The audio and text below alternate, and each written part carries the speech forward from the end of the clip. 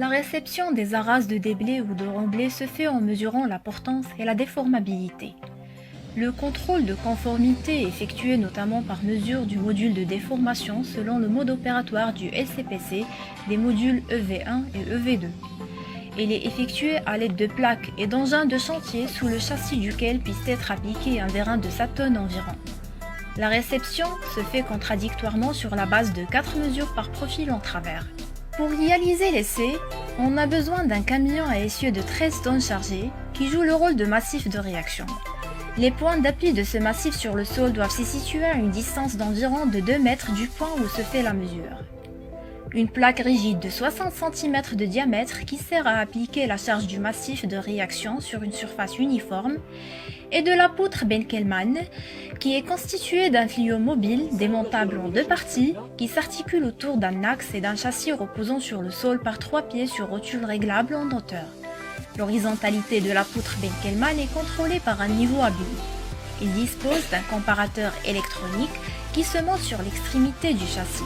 Pour réaliser cet essai, on procède à la mise en place de la plaque en interposant entre elle et entre le sol une fine couche de sable pour garantir l'uniformité de la surface et s'assurer que la charge s'applique sur toute la surface en dessous de la plaque. On installe la poutre Benkelmann, la partie mobile dans la rainure de la plaque. On règle le châssis jusqu'à ce que le niveau témoigne de son horizontalité. On s'assure que le comparateur est à 0 et on commence le premier cycle de chargement à vitesse constante, 80 décanewtons par seconde. Le vérin lève le massif de réaction, c'est-à-dire le camion. On monte de 0 à 0,25 MPa, puis on maintient la pression jusqu'à stabilisation de la déformation. On mesure alors l'enfoncement Z1 en millimètres et on descend la pression à 0 et on mesure la déflexion résiduelle ZR.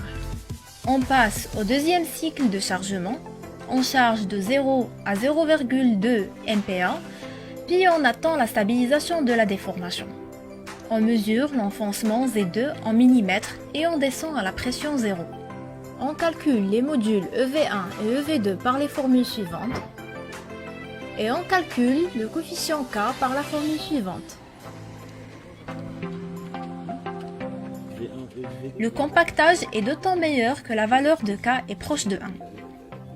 Le CPS Travaux exige pour ce chantier un module K inférieur à 2, un module EV2 supérieur à 20 pour les arases en déblai et un module EV2 supérieur à 50 pour les arases en remblai.